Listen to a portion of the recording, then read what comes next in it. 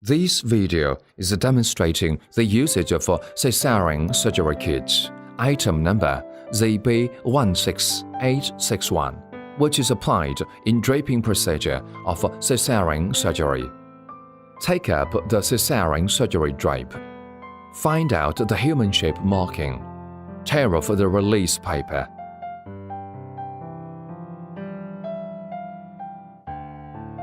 Aim the hole at the surgical site to adhere.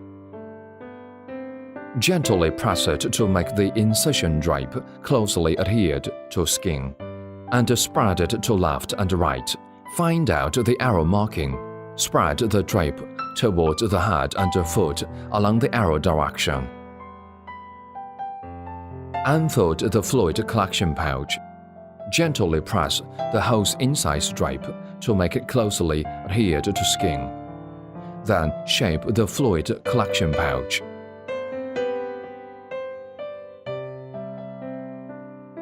Now the draping is completed.